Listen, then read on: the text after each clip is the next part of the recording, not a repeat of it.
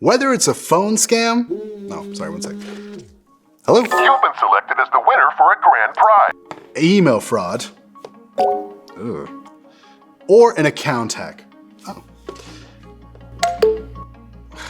Being the victim of any kind of scam is annoying.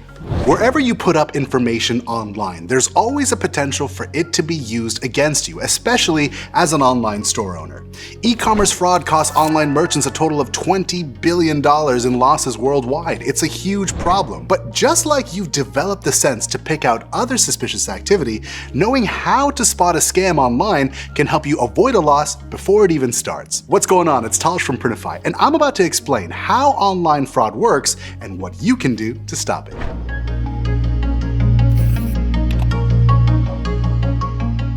Losing money to fraud after all the hard work you put into your online store definitely sucks. Unfortunately though, the harm doesn't just end there. As a target of fraud, you can get charged higher payment processing fees from card companies. Kinda like how your car insurance goes up after an accident because now you're more of a liability. That means higher charges on you for every payment made to your store. And those affected by the fraud could spread the word to others, damaging your reputation. And that's because fraud doesn't just happen to you, it happens to your customers too. Cyber criminals rely on using real and stolen personal information, like credit card data. In 2021, for example, about 4.5 million bank card numbers were being traded on the dark web. All of this unfortunately means that the burden is on you to stop it from happening, which is why we're going to go through a few warning signs that can help you do just that.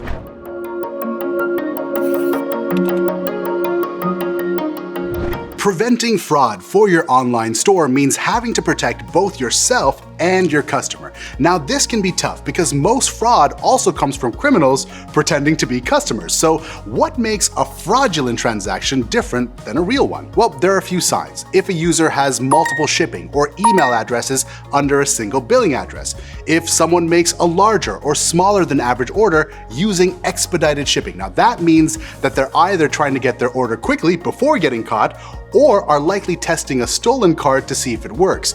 Criminals usually test multiple stolen cards this way. Another thing to look for is inconsistent order data within the city, the postal code, or the IP address. If none of these details match the other, that is an immediate red flag that something's up.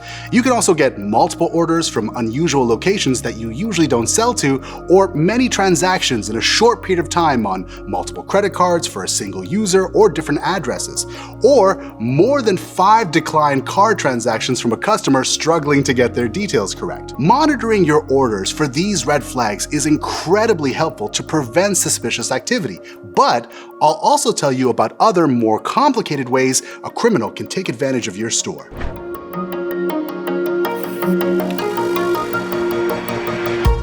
Like it or not, scammers are smart people because they're constantly looking for loopholes to take advantage of in the selling process. Right from the start, for example, they can lock you out of a store account and use it to buy stuff.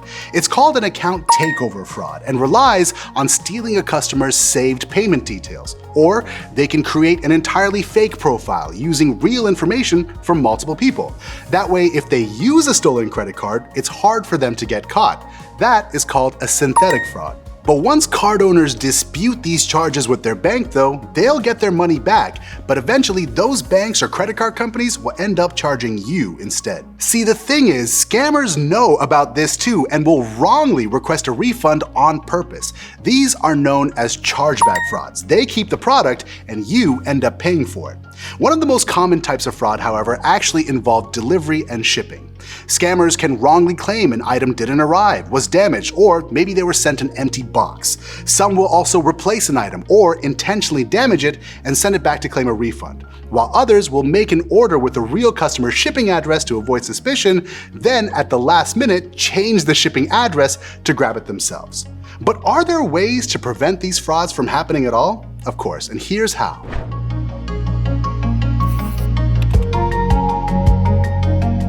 Luckily, both Etsy and Shopify provide a lot of security to help protect against credit card frauds, but that doesn't mean that they still can't happen, so it's worth keeping an eye on your orders. If your store operates on a marketplace, there are simpler ways to keep an eye out for a fraud. For example, avoid shipping to non-physical shipping addresses like PO boxes or freight forwarders. If you can, try not to collect too much sensitive data from buyers than what's necessary to avoid hacks. Back up your store information constantly to protect yourself from hacks or account closures.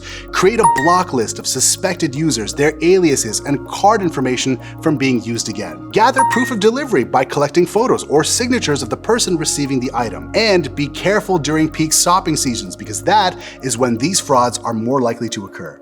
Even though cyber criminals rely on system flaws to carry out an attack, their main tool is you. These actors rely on the fact that most web users don't look twice, which is how they succeed. So while you can invest in fraud prevention software or constantly read up on the latest scams, the best practice is to keep an eye on all your transactions and follow up on everything suspicious. If you have any questions or have experienced a cybercrime, let us know in the comments, like this video if it helped you, and subscribe to Printify for more tips on finding success with your online store.